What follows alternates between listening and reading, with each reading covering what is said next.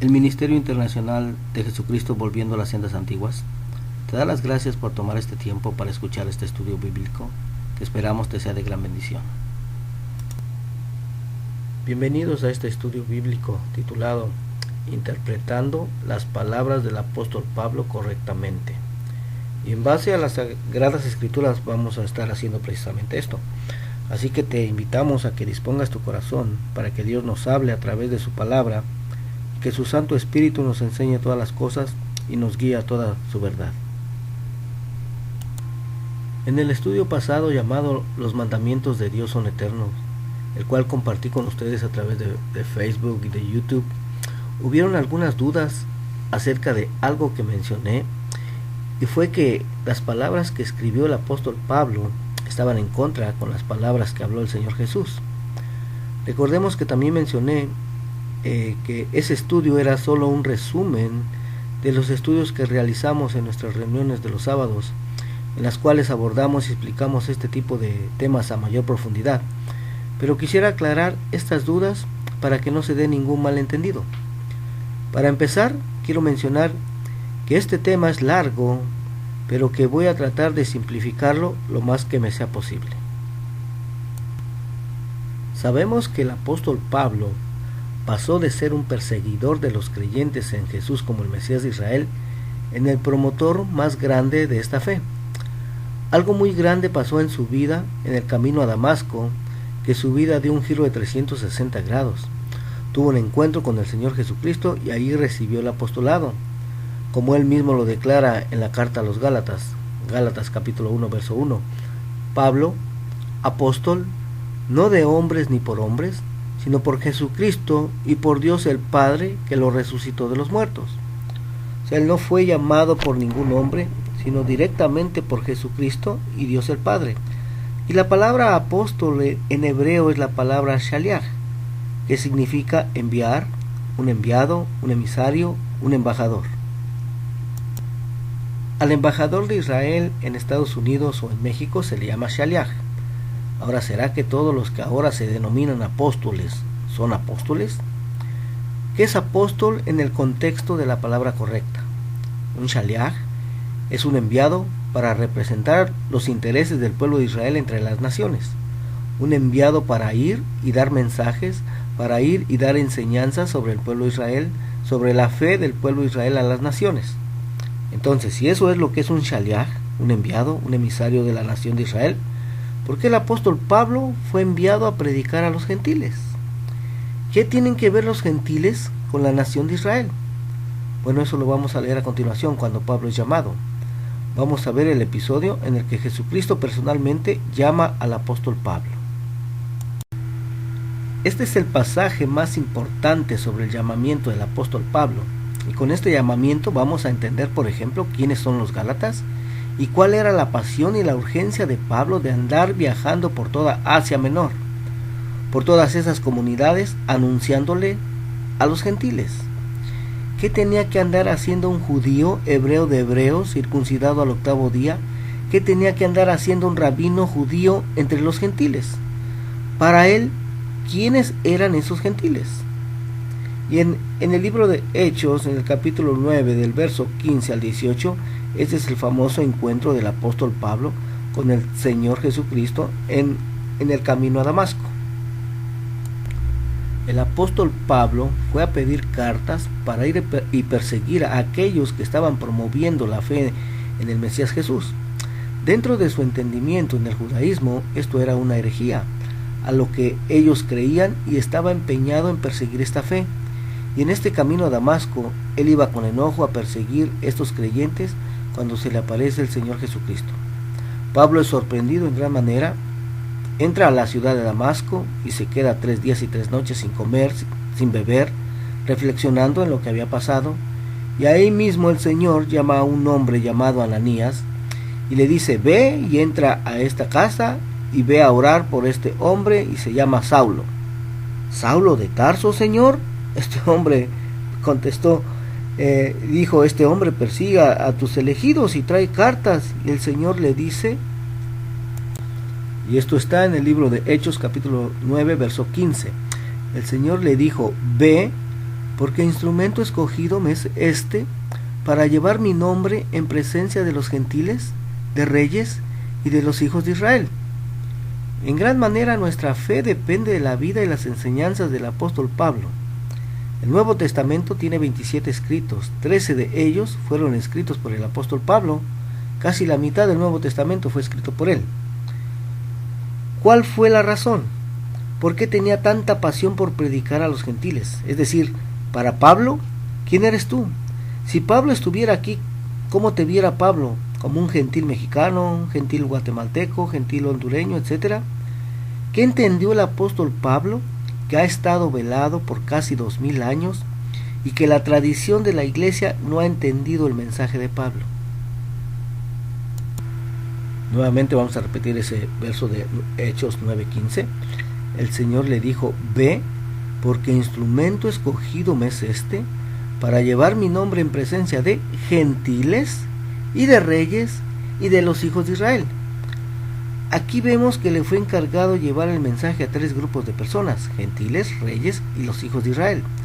Ahora, si filtramos este párrafo con el Antiguo Testamento, ya que el Nuevo Testamento es una confirmación de lo que ya estaba escrito en el Antiguo Testamento, podemos encontrar algún pasaje donde se diga de que de alguien van a salir gentiles y reyes. Y sí lo encontramos en Génesis capítulo 17. Y aquí lo tenemos, Génesis 17:1. Era Abraham de 99 años cuando le apareció Jehová y le dijo: yo soy el Dios Todopoderoso, anda delante de mí y sé perfecto, y pondré mi pacto entre mí y ti, y te multiplicaré en gran manera. Entonces Abraham se postró sobre su rostro, y Dios habló con él, diciendo: he aquí mi pacto es contigo, y serás padre de muchedumbre de gentes, y no se llamará más tu nombre Abraham, sino que será tu nombre Abraham, porque te he puesto por padre de muchedumbre de gentes, y te multiplicaré en gran manera, y haré naciones y reyes saldrán de ti. Tenemos que el nombre de Abraham significa padre de un país, pero el nombre de Abraham significa padre de muchedumbre de gentes. Pero volvamos a Hechos 9:15. Y el Señor le dijo: ve, porque instrumento escogido me es este para llevar mi nombre en presencia de gentiles, de reyes y de los hijos de Israel. Si lo leemos así nada más, aquí hay un problema, porque parecería que Pablo le va a llevar el mensaje a los que habla en Génesis 17 y de los hijos de Israel. ¿Cómo está esto? Lo que podemos hacer es buscar en el diccionario Strong's y encontramos que la letra Y es la palabra griega G5037, partícula griega T, que significa ambos, significa también. Ahora, si lo leemos con el entendimiento, consultando la raíz de las palabras, leeríamos esto. Nuevamente, Hechos 9:15. El Señor le dijo: ve, porque instrumento escogido me es este para llevar mi nombre en presencia de los gentiles y de reyes, ambos de los hijos de Israel. Por esto luego vamos a entender mejor. Y si vosotros sois de Cristo, si tú le perteneces a Cristo, si Cristo te ha rescatado, ciertamente tú eres linaje de Abraham, desciendes biológicamente de Abraham. Porque linaje significa simiente, y simiente significa esperma. Entonces, de esta manera podemos entender el llamamiento de Pablo. ¿Por qué Pablo estaba tan empeñado en ir a buscar a los gentiles? ¿Y por qué fue tan mal comprendido? Porque en su nación no lo comprendían. Ahora, al rey David se le promete el reinado. Sin embargo, ¿qué le pasó al reino de David? Su reino fue destruido a causa del pecado de los reyes de Israel. ¿Cuál es la profecía del profeta Amós? Que vendría el Mesías a restaurar el tabernáculo caído de David. La profecía de Amós 9 es que llegará el momento en que el Mesías va a levantar a las 12 tribus de Israel. Lo interesante de la profecía de Amós es que es justo la que aplican los apóstoles en Hechos 15, ahí cuando se hace el concilio en Jerusalén, en el año 50, cuando un montón de gentiles está viniendo a la fe. La profecía que utiliza para argumentar de que no se le pongan muchas reglas y que sean aceptados es la profecía de Amós 9, que tiene que ver con la restauración de las 12 tribus de Israel. Entonces, ¿qué tienen que ver los gentiles con las 12 tribus sobre las cuales reinó David? Pues lo que acabamos de ver, que los gentiles son coherederos y miembros del mismo cuerpo. Ahora vamos a hablar un poco acerca de las 12 tribus de Israel. El rey David y su hijo Salomón reinaron sobre las 12 tribus de Israel. Pero casi al final de la vida de Salomón, Dios le dijo que como no había caminado rectamente delante de él como lo había hecho su padre David, le iba a dividir el reino, pero que por amor a su padre David le iba a dejar una tribu, pero que en realidad fueron dos, fue Judá y Benjamín, y que las otras 10 tribus se las iba a dar a un siervo llamado Jeroboam, pero que no lo iba a hacer en su tiempo, sino en el tiempo de su hijo Roboam. Y esto lo encontramos en 1 Reyes capítulo 11 de los versos 29 al 36. Y Dios cumplió lo que dijo, y el reino fue dividido en dos. El reino del norte, con las 10 tribus, conocidos como la casa de Israel o casa de Efraín, siendo la capital de este reino Samaria. Y el reino del sur, con Judá y Benjamín, conocidos como la casa de Judá, con la capital en Jerusalén. Ahora, Dios había ordenado a todo Israel subir a Jerusalén 3 veces al año a celebrar las fiestas del Señor, que eran la Pascua, la fiesta de Pentecostés, la fiesta de los tabernáculos. Pero Jeroboam, temiendo que el pueblo, que las 10 tribus del norte, se quisieran quedar en Jerusalén y pasarse al lado de Roboam, él les hizo 2 becerros de oro y puso sacerdotes de su propio corazón y les dijo: no suban más a Jerusalén, sino adoren aquí. He aquí sus dioses, los cuales los hicieron subir de Egipto. Y esto se encuentra en Primera de Reyes 12:28. Y así dirigió al pueblo a pecar contra el Señor. Y el Señor envió profetas por mucho tiempo para tratar de hacer volver de su pecado al pueblo, pero no se arrepintieron ni se volvieron al Señor. Y entonces en el año 722 a.C., el Señor permitió que fueran llevados cautivos a Siria. Eso lo encontramos en Segunda de Reyes 17:1 al 5. Estas 10 tribus del norte, o también llamados casa de Israel o casa de Efraín, porque Jeroboam era descendiente de Efraín, por eso se le llamaba casa de Efraín. Y al estar en cautividad, se mezclaron entre las naciones, se asimilaron a las naciones, perdieron su identidad, se hicieron gentiles y nunca regresaron a Israel y fueron conocidas como las ovejas perdidas de la casa de Israel. Pero esto era algo que el Señor mismo ya había profetizado que iba a suceder, que incluso cuando Jeroboam tomó las 10 tribus del norte, Roboam quiso pelear contra él para tratar de recuperar las 10 tribus, pero el Señor le envió un profeta diciéndole que no lo hiciera porque Dios mismo había causado eso. Y esto se encuentra en el libro de Amós capítulo 9 verso 9. Porque aquí yo mandaré y haré que la casa de Israel, o sea las 10 tribus del norte, sea zarandeada entre todas las naciones, como se zarandea el grano en una criba, y no cae un granito en la tierra. A espada morirán todos los pecadores de mi pueblo, que dicen: no se acercará ni nos alcanzará el mal. Y podríamos pensar que la casa de Judá, viendo lo que le había sucedido a la casa de Israel, iban a tener cuidado para que no les pasara lo mismo, pero no fue así. Y en el año 586 a.C., ellos fueron llevados cautivos a Babilonia también. Pero la casa de Judá solo permaneció en Babilonia por 70 años, y regresaron con Zorobabel y con Nehemías a reedificar el templo y la ciudad, y habitaron nuevamente en ella. Son los que habitaban Israel en el tiempo de Jesús, y son los que actualmente llamamos judíos. Sabemos quiénes son y en dónde están actualmente. Pero, ¿y dónde están las 10 tribus del norte? ¿La casa de Israel o la casa de Efraín? Las ovejas perdidas de la casa de Israel, ¿en dónde están actualmente? Bueno, leímos en la profecía de Amós 9 que iban a ser zarandeadas en todas las naciones. Si estudias un poco de historia, te vas a dar cuenta que esas 10 tribus del norte fueron emigrando de nación en nación hasta llegar a todas las naciones. Por ejemplo, para nosotros en América, entre los mayas se han hallado muchos símbolos hebreos. Y también, por ejemplo, Pablo habla de su deseo de ir a España, porque ahí había descendientes de esas 10 tribus perdidas. ¿Y qué pasó en 1492? Cristóbal Colón zarpó de España y descubrió América, y qué raro que precisamente en ese mismo año se dio un decreto de expulsión de toda España a los judíos. ¿Quiénes crees que venían con Cristóbal Colón en las 3 embarcaciones? Que incluso se cree que el mismo Colón era judío, pero no abiertamente.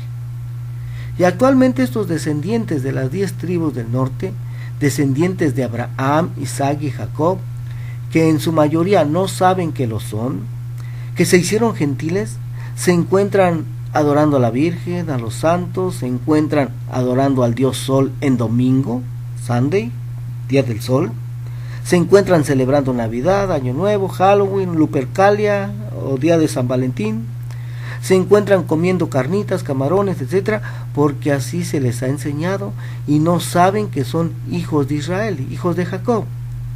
Y que cuando alguien quiere guardar algo que Dios ordenó y que está escrito, se le dice: ¿por qué quieres guardar esas cosas de los judíos? Pero que yo sepa, Dios no le dijo a Moisés: dile a los hijos de Judá, a los judíos, que guarden estas cosas, sino que le dijo: dile a los hijos de Israel, o sea, las 12 tribus, que guarden estas cosas. Pero esto es algo que se desconoce totalmente en la mayoría del pueblo cristiano. Yo mismo hace como 9 meses lo desconocía totalmente. Ahora, hay varias profecías en el Antiguo Testamento que hablan de la restauración de todo Israel. ¿Qué significa esto? Que Dios va a volver a unir a las 12 tribus de Israel. Y esto se encuentra en el libro de Amós 9, Ezequiel 37, Jeremías 16, Isaías 11, etc. Y esas profecías las tiene que cumplir el hijo de David, el Mesías de Israel, Jesús. Ahora entiendes por qué el pueblo judío no cree que Jesús sea el Mesías de Israel. Porque aún no ha sucedido la restauración de Israel. Incluso Jesús le dijo a la mujer sirofenicia: no soy enviado sino a las ovejas perdidas de la casa de Israel. Mateo 15:24. Y también antes de que Jesús ascendiera al cielo, sus discípulos le preguntaron: ¿restaurarás el reino de Israel en este tiempo? Y les dijo: no os toca a vosotros saber los tiempos o las sazones que el Padre puso en su sola potestad. Hechos 1, 6 y 7. Porque aún no era el tiempo, porque la semilla de Abraham no había sido sembrada todavía en todas las naciones. Y la razón principal por la que el pueblo judío no cree que Jesús sea el Mesías de Israel es porque no se ha cumplido la profecía de Isaías 11. El Mesías es el encargado de traer la ley de Dios a las naciones, y entonces dicen los judíos: ¿cómo tú me dices que Jesús es el Mesías de Israel si los que se dicen ser sus discípulos no guardan la ley de Moisés? E incluso hay una profecía que dice que Dios provocaría a celo a Judá con un pueblo que no es pueblo. Eso está en Deuteronomio 32, 21. Ahora medita en esto. ¿Será que los que se dicen ser discípulos o iglesia de Jesús podrán algún día mover a celo al pueblo judío, diciéndole, por ejemplo: mira, tu Mesías me da permiso de ahora comer cerdo, ven, te invito a comer de mi sándwich de jamón, o ven, te invito a mi iglesia a adorar al Dios Sol en domingo, Sunday, Día del Sol? Nunca sucederá eso mientras los que se dicen llamar discípulos o iglesias gentiles de Jesús conozcan que son hijos de Israel y comiencen a obedecer los mandamientos que Dios dio a todos los hijos de Israel y no solamente a Judá, a los judíos. Y ahora sí, ya conociendo todo esto que entendió el apóstol Pablo, voy a explicar por qué en el estudio pasado, llamado Los mandamientos de Dios son eternos, dije que las palabras que escribió el apóstol Pablo están en contra con las palabras que habló el Señor Jesús, porque en teoría se cree que Pablo estaba en completo acuerdo con las palabras del Señor Jesús, pero ya en la práctica no es así, porque se le han dado una errónea interpretación a las palabras de Pablo, que hiciera parecer que van en contra con las palabras que habló el Señor Jesús, y voy a dar algunos ejemplos. Por ejemplo, el Señor Jesús dijo en Mateo 5:17: no penséis que he venido para abrogar la ley o los profetas. No he venido para abrogar, sino para cumplir. Porque de cierto os digo que hasta que pasen el cielo y la tierra, ni una jota ni una tilde pasará de la ley, hasta que todo se haya cumplido. De manera que cualquiera que quebrante uno de estos mandamientos muy pequeños y así enseña a los hombres, muy pequeño será llamado en el reino de los cielos. Mas cualquiera que los haga y los enseñe, éste será llamado grande en el reino de los cielos. Entonces tenemos que Jesús no vino a abrogar la ley, sino a cumplirla. Y si el cielo y la tierra aún permanecen, y yo veo que aún permanecen, no sé tú, pero si aún permanecen, pues entonces ni una jota ni una tilde ha pasado de la ley hasta que todo se haya cumplido, y esto es lo que se tiene que enseñar. Y de hecho Jesús tenía que cumplir toda la ley de Moisés, porque el Cordero de Dios tenía que ser perfecto, no se podía sacrificar un cordero imperfecto, tenía que ser perfecto, y Jesús lo fue, y les preguntó a los judíos que habían creído en él: ¿quién de vosotros me redarguye de pecado? Y nadie le pudo decir que había infringido la ley. Eso está en el libro de Juan 8:46. Pero entonces, ¿por qué se está enseñando lo contrario? ¿Por qué se está enseñando que ya no tenemos que cumplir la ley de Moisés? Porque se han torcido y malinterpretado las escrituras, sobre todo las cartas de Pablo. Y dije también que las palabras de Pablo han tenido mayor autoridad sobre algunas vidas que las palabras del Señor Jesús, porque se ha creído más a las torcidas interpretaciones de las palabras de Pablo que a las palabras de Jesús. Y esto de que se han torcido las palabras de Pablo, no lo digo yo, lo dijo el apóstol Pedro hace 2000 años, segunda de Pedro 3:15. Y tener entendido que la paciencia de nuestro Señor es para salvación, como también nuestro amado hermano Pablo, según la sabiduría que le ha sido dada, os ha escrito casi en todas sus epístolas, hablando en ellas de estas cosas, entre las cuales hay algunas difíciles de entender, las cuales los indoctos e inconstantes tuercen, como también las otras escrituras para su propia perdición. ¿Y será que las palabras de Pablo solo se torcieron hace 2000 años o se seguirán torciendo actualmente todavía? Pues si aún existen indoctos, o sea, personas ignorantes de la cultura hebrea, se van a estar torciendo las palabras de Pablo todavía, haciendo parecer que sus palabras van en contra de las palabras del Señor Jesús, y no debería ser así, sino que las palabras de Pablo, o más bien dicho, la interpretación de las palabras de Pablo, tendrían que estar en completo acuerdo con las palabras del Señor Jesús. Porque se nos ha enseñado que según las palabras de Pablo, porque así se han interpretado, ya no tenemos que guardar la ley de Moisés. Pero eso sería ir en contra de lo que dijo y vivió Jesús, y que ya leímos anteriormente en Mateo 5:17. E ir en contra de lo que escribieron otros profetas, e incluso ir en contra de lo que el mismo Pablo escribió en otra de sus cartas. Porque mira lo que escribió David, Salmo 19:7. La ley de Jehová es perfecta, que convierte el alma. Y Pablo dice esto en Romanos 7:12. De manera que la ley a la verdad es santa, y el mandamiento santo, justo y bueno. Entonces, ¿desde cuándo algo que es perfecto, algo que es santo, que es justo y bueno, deja de serlo? Entonces esto quisiera decir que la palabra de Dios no ha permanecido para siempre, y que Dios es un mentiroso, pero sabemos que no es así, sino que se han torcido las palabras de Pablo, se han malinterpretado. Y ya en el estudio pasado expliqué cuál es la verdadera interpretación de las palabras de Pablo, y te preguntarás, ¿y cómo sabe que esa es la verdadera interpretación? Bueno, porque esta interpretación va en común acuerdo con las palabras del Señor Jesús y también con las palabras de los profetas.